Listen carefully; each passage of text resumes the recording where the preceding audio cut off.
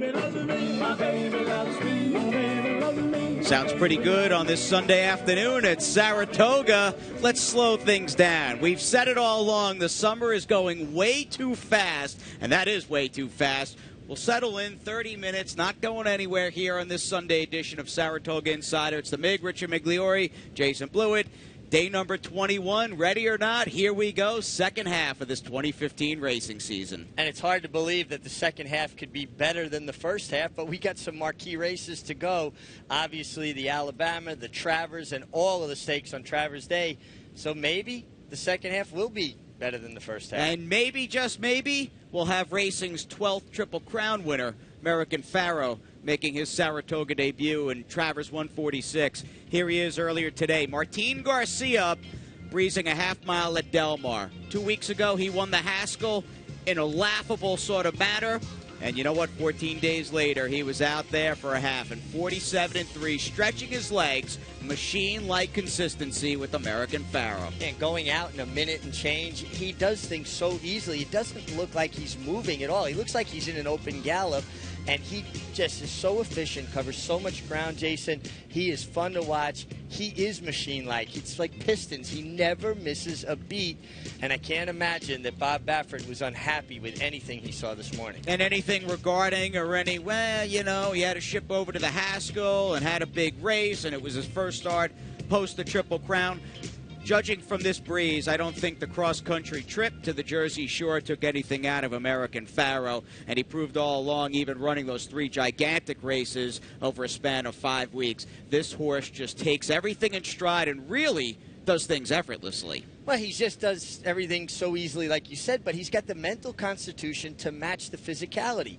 Nothing troubles him. He doesn't fret about things. He doesn't get worried. He doesn't make anxiety for himself. A lot of good horses have trouble with the shipping, different racetracks, different surfaces. This horse just goes out and does it very matter-of-factly. He's extremely special. And we may have some West Coast flavor in this year's 146th running of the $1.25 million Travers. Not only do we hope to have Bob Baffert and Pharoah, well, we may have John Sheriff's in the mix. Travers and John Sheriff's, not something we've seen too often, but he has got a colt by Smart Strike with the name Smart Transition, who won the Curlin here, second Friday of the meet. This horse is improving, and he stretched his legs this morning with Junior Alvarado. Well, I like that you brought up Smart Transition, and that was a sweet transition to him. This horse will definitely get 1.25 miles. It looks like he relishes the further they go, the better he gets. I also think he's rounding into form, and he's got the foundation to get the 1.25 miles. I like that he has a race over the track, and I'm in agreement with you, Jay. This is a horse that's improving. And just 12 months ago, it was V.E. Day, much less heralded than Wicked Strong, coming out of the Curlin and getting that money in the Travers Stakes. Of course, 6 days out, you mentioned it at the top, second half of the meet. Here we go. The Alabama will be our Grade 1 feature this coming Saturday. And 3-year-old fillies, this is a division, at least on the dirt, that's had plenty of parity. And we'll get the Kentucky Oaks winner, Lovely Maria, as she tackles the 1-2 finishers from the Coaching Club American Oaks, Carolina, and I'm a Chatterbox. Yeah, well, here she is winning the Kentucky Oaks. Very impressive. This day went down to Delaware Park and was a complete bust. Now, was it the heat of that day? Was it the Delaware Park surface? We know she's better than that. It was basically a no-show effort. If the real Lovely Maria shows up, well, she's going to join 2 very good fillies in Carolina and I'm a Chatterbox. And she might just be the best of the 3, but we need to see that good Lovely Maria. You've got the tag team for Larry Jones, won the Alabama in 08 with Proud Spell. Todd Pletcher, in the meantime, has won the last 2 runnings of the Alabama with Stop Charging Maria and Princess of Silmar. 2-year-old fillies in the spotlight as we dive right into day number 21. It was a sunny, bright day in upstate New York, a little on the warm side. The 2-year-old fillies, however, running in today's 6, didn't seem to mind the warm temperatures. Larry Colmus with the call from the gate. Slow beginning for Queen Caroline. And I'd Bid You Adieu comes out well. Shayna Lady's got speed too. Through on the inside is Theatric Hyper Nation on the far outside. They're all out for the lead. 4 lengths ahead of Go and Wonder. And then it's Queen Caroline, slow into stride but passing a few. And then it's My Saving Grace, tap to it to the outside, followed by Monique's Candy and Etsu at the back. 22 and 2 was the opening quarter. And they're moving into the far turn, and Theatric is in front. Theatric, the leader by a length, with Shayna Lady running in second by 2.5. Hypernation follows in third. I'd Bid You Adieu is fourth, 5 lengths from the front.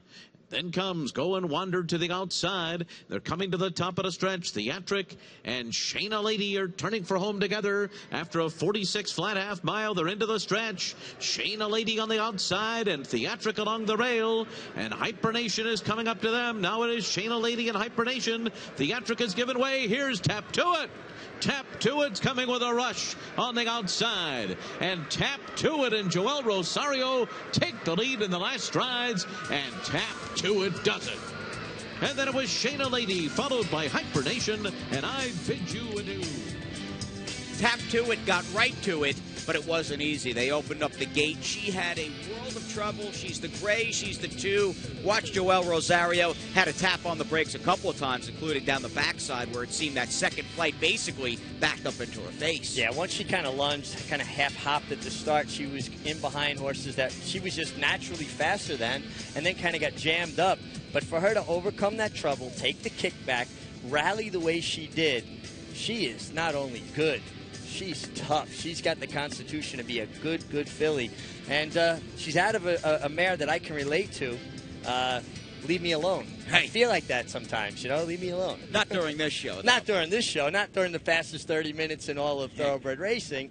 Just once in a while. Well, that's the Calbred mare, in fact. A freaky good Calbred mare in Leave Me Alone, who won the test in 2005. It was a real sort of no pedigree but grade 1 caliber filly in her racing days, and it appears she has passed along her talents to Tap To It. Spin away for Ralph Nix. We'll see. I got to think they will nominate and take a serious look off this debut. And hitting up the Tap It filly of Steve Asmussen's that won the Adirondack yesterday.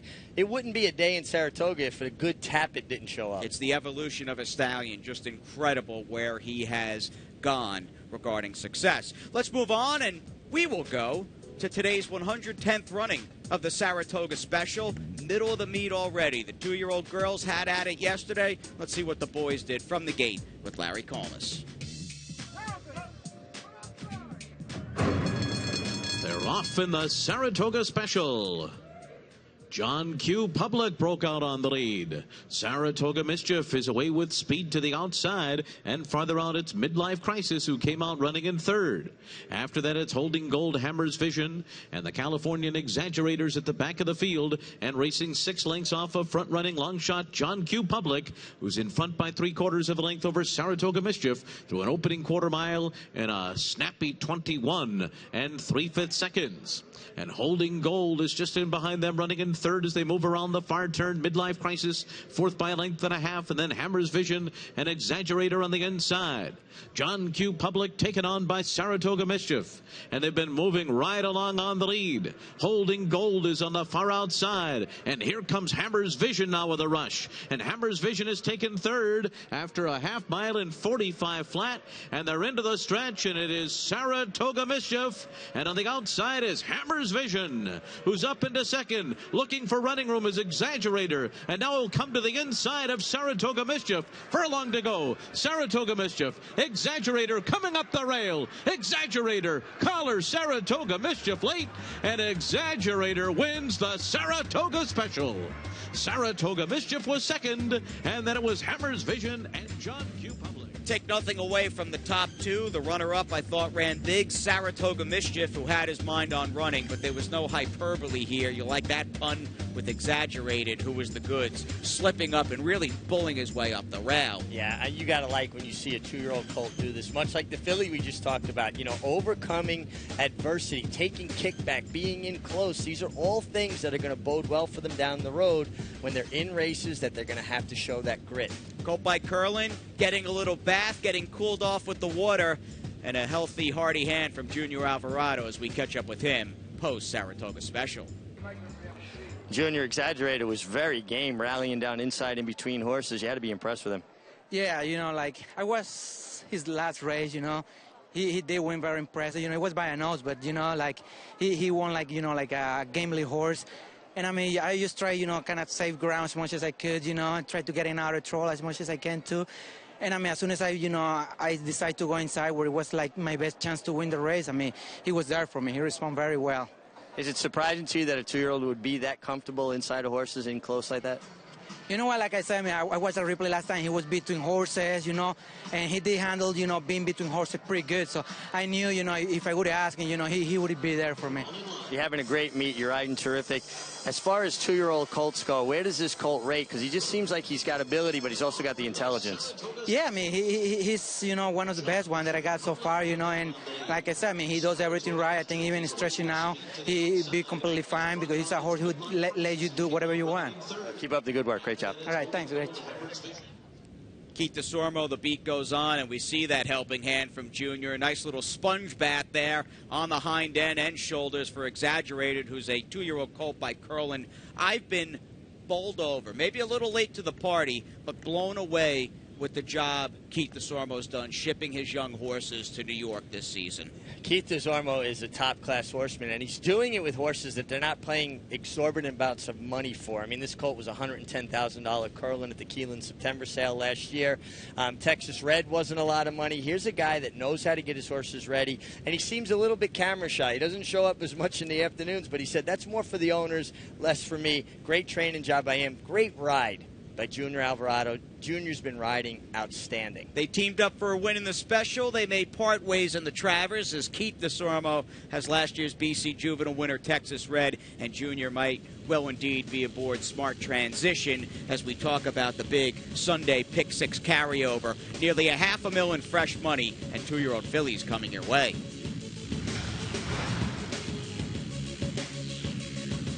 The new Parks Fall Festival will double purses for each of its 32 live racing days. What an opportunity for Pennsylvania breds. In an open maiden special, PA breds will run for over $100,000. So be there at Parks in the fall. Hello, I'm Brian Sanfratello.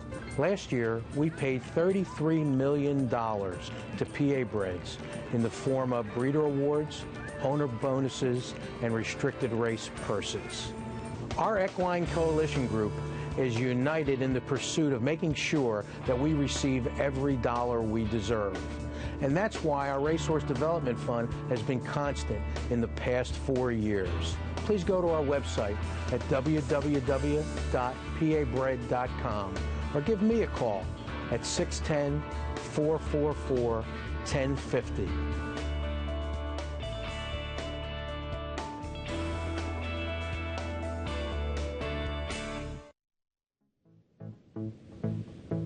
And two Eclipse Award, defending Eclipse Award winners Todd Pletcher and Javier Castellano taking time out of their busy schedule here in Saratoga Springs to sign autographs earlier today. A $10 minimum donation to St. Baldrick's Foundation. Love seeing these two guys give back. Plus, as busy as they are up here, I mean, their days start, you know, about 5 o'clock in the morning and they go all day. And, you know, for them to find time to do that says so much about them as people. We know how good they are at what they do, but that talks about how good a person that both of them are. Absolutely. I may actually bring over a Saratoga umbrella for each of them. And I may get you to sign it, Mig. Mig's autograph, red and white, Saratoga umbrella. Pletcher and Javi, that's where it's going. We'll have the giveaway here on Wednesday as we start Alabama week. If you want the value to go up, you have them sign it. If you have me sign it, the value's going down. I don't know about that. It's time for race number 10. Only 10 today. Let's get him in the gate. Larry Colmus from the starting apparatus as 2-year-old fillies cap the card. Gray Stark broke last, well behind the field, in fact. It is Silky Girl who goes out to take the early lead. Silky Girl away quickly, and on the inside comes Wedding Dress, who's out running in second. Downside Scenarios there on the outside. Third, Adopt a Kitten follows in fourth. Afternoon, fifth, and racing down on the inside. Girl's Secret is alongside. A length and a half clear of Liberty Kitten, then comes Always Sweet along the rail. Gray Stark, after that slow start, is alongside of Daiquiri Lass at the back. 23 and 4 was the first quarter mile for Silky Girl and Luis Saez, and they're in front by 2.5 lengths as they head on to the backstretch. Downside Scenario, second to the outside. Wedding Dress follows in third. Adopt a Kitten is fourth. Afternoon making forward progress now on the outside into fourth and 4 lengths off the lead up the backstretch. Then it's Girl's Secret to the outside of Liberty Kitten, who's down toward the rail. After that comes Always Sweet, Daiquiri Lass, and Gray Stark is last after a 49 flat half mile. Into the turn, Silky Girl by a length and a half. Downside Scenario second as they race for the turn. And then it's Wedding Dress third to the inside. Afternoon is fourth by a length and a half. And then comes Girl's Secret and Adopt a Kitten. 3 lengths more, and then Liberty Kitten and Gray Stark has her work cut out for her as they come to the top of the stretch. It's still Silky Girl. 3/4, 1:13 and 4. They're into the stretch. Silky Girl trying to get another furlong here. A 2-length lead. Wedding Dress on the outside is second. It's 3 lengths more back to Girl's Secret on the outside. Then Adopt a Kitten. It is still Silky Girl. Wedding Dress trying to get her late. Silky Girl, Wedding Dress down to the line. Silky Girl holds on. Wedding Dress was second. Girl's Secret third, and Gray Stark came late. Scat Daddy filly rolled from the gate. She had the benefit of a race under her belt, running in a field basically of first-time starters. And here is Silky Girl all alone at the wire. Well, I tell you what, she had to be used from post 10, but Luis Saez has been making all the right moves on the turf. Rick Violet had the benefit of a race into this filly. And you know what else? Our Paddock Insider picked this filly yesterday, so she's been spot on. Pretty sharp this meet. You watch Insider, you've got cash lining your pockets. Let's move on to what else happened, everything else that happened, in fact, on this 4th Sunday of the meet, day number 21. We want you up here at Saratoga, race 1 through race number 8. Larry C. at the mic. Alish Mall, Malibu Preacher and Andalusite, and they're closing in. 1 furlong to go. And here's Malibu Preacher on the outside with Andalusite. These two go by Britannia's Moat.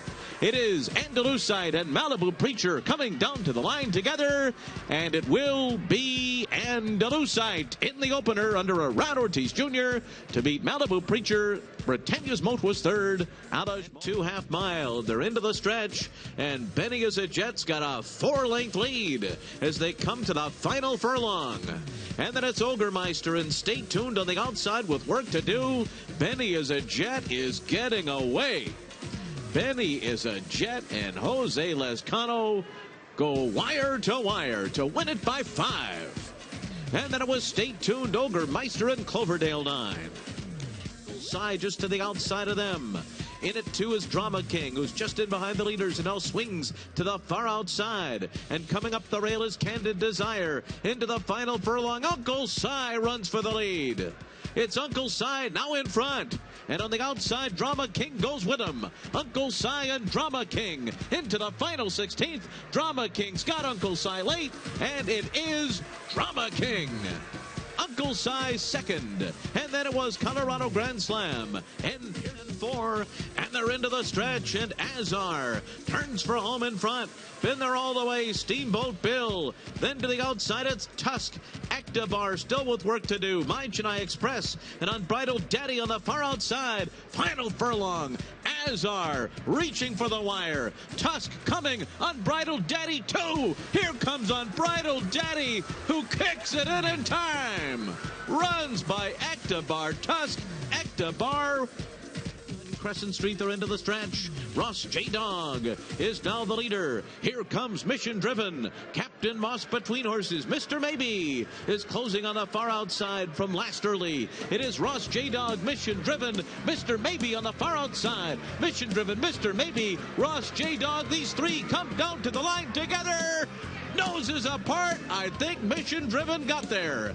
It was a 3-way photo. Mr. Maybe, the Catman Can, turning for home in Frontier. Leads the way by 2.5. Moonlight Bandit is second. Fundamental on the insides coming on. Here's Fundamental. Fundamental just kicked it in. Outside of the Catman Can, it's Fundamental in front. The Catman Can, Moonlight Bandit, Dreaming of Gold. Rad Ortiz did it again with Fundamental. And then it was the Catman Can, Moonlight Bandit, and a photo between. And head up to Spuntastic at the top of the stretch under a hand ride. And Act Naughty blows on by. Act Naughty sweeping to the front, and she is gone. Act Naughty. And now see the Cat take second. A 5-bagger for a Rad Ortiz Jr. Act Naughty by 6 lengths on the wire over Cedar Cat. then Spontastic and Missy Another Bay. Sunday at the Spa down, and this was a day that featured a few good-looking 2-year-old filly maiden special weights going in, and the 110 Saratoga Special. Grabbing some headlines, though, and rightfully so, the return of Uncle Si in Sunday's third race. He had not run Mig since running 14th behind California Chrome in the 2014 Kentucky Derby. He lost the war, but not a bad effort considering the long layoff. Yeah, he's off over 15 months. 7/8 is a very demanding distance to make a return. He made a move like he was a winner, and he got run down by Drama King. And if you were going to beat Uncle Si in this condition, this was the day to get him when he might have been a little bit vulnerable. And Drama King, he had a big advantage in his corner, and that was Irad Ortiz, one of his 5 winners on the day. This kid is riding in another stratosphere. The confidence runneth over with Irad Ortiz, who spent Saturday, kind of a quiet Saturday, rode at some big races at Arlington Park, couple close calls. Back at Saratoga today, had he like a 5-win Sunday afternoon. He's taking no prisoners. You could see he's just locked in and enjoying what he's doing. And the crazy thought is this is a kid that's probably not even in his prime yet. If he stays healthy, there's no telling what his career is going to look like. Just turned 23 last Tuesday. Trainer standings, oh, there you go. Chad Brown running first and second in yesterday's Beverly D. He was back at the old Spa, and he picked up a victory, as did Todd Pletcher. So 21-20. I do like Keith DeSormo, Ralph Nix, Wayne Catalano, and Mike Deeney, and David Don picking up wins today, Mig. Yeah, all terrific horsemen, very capable. Maybe don't have the numbers of some of the bigger names, but guys that know how to win, and if you give them the right horse, they're going to find the winner's circle. And we'll have the right Monday preview coming up. No double carryover, but the Saratoga Dew for New York bred fillies and mares.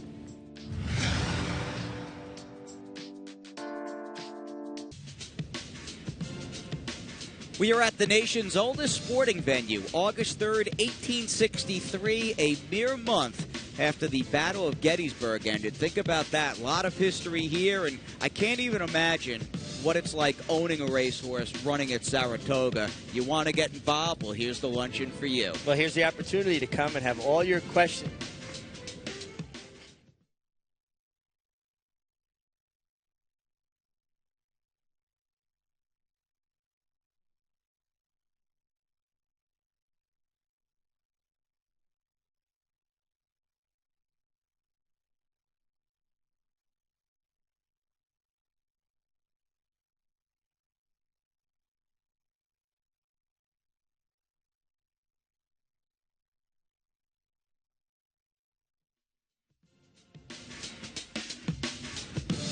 Back at the nation's oldest sporting venue, Saratoga Racecourse, August 3rd, 1863, the first thoroughbred race across the street at what is now Oklahoma.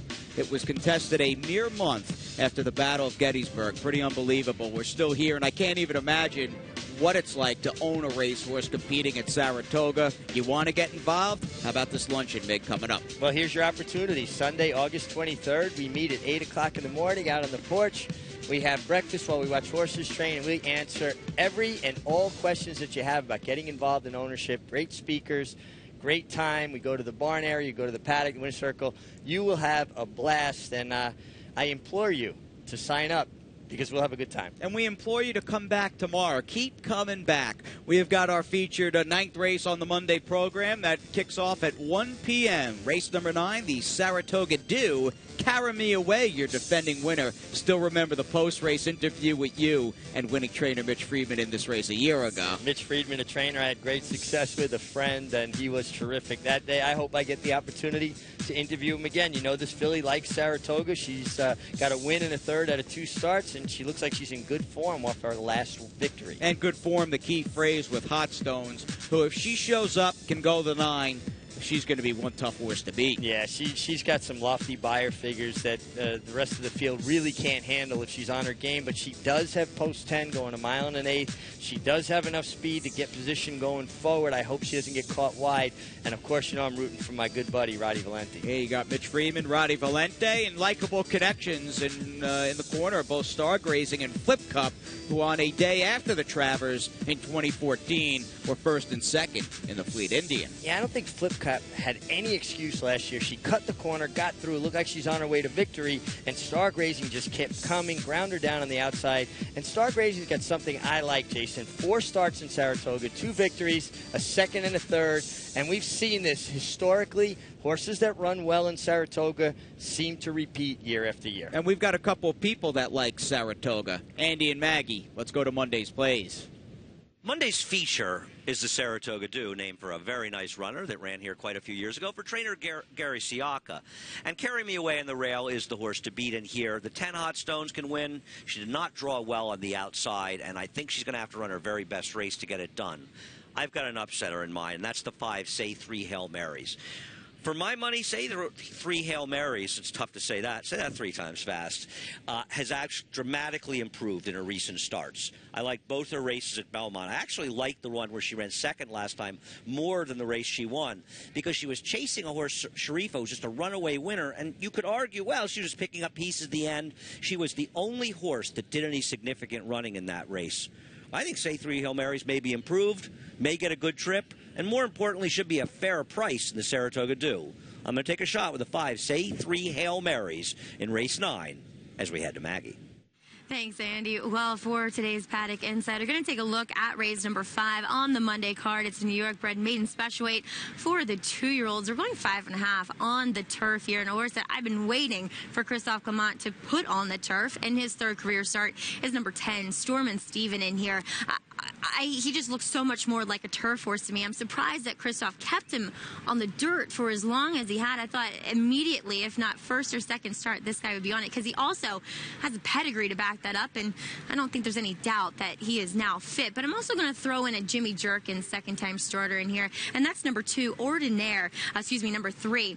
And he really impressed me with just his overall physicality. Thought that he would need a race. Don't know if he'll like the turf, but he ran well enough on the sloppy track, and sometimes that translates well over to the grass, and he gets blinkers on, as he was a bit green, but I thought running on nicely towards the end of that debut race here at the Spa. So a bit of a Christophe Clement and Jimmy Jerkins exacta for your Paddock Insider for the Monday card. Guys, back to you. That's some heady training firepower with Christophe Clement and Jimmy Jerkins. They'll have stakes engagements throughout the remainder of the meet. Now, regarding Maggie's pick, and she did a great job today, as did Andy. Maggie was all over Silky Girl in the nightcap. I think going back to Storm and Steven's mom, the dam, B.B. Lake, she's one that you rode. Well, actually broke her maiden on the turf for Todd Pletcher and the Goichman family, who bred this horse and owns this horse.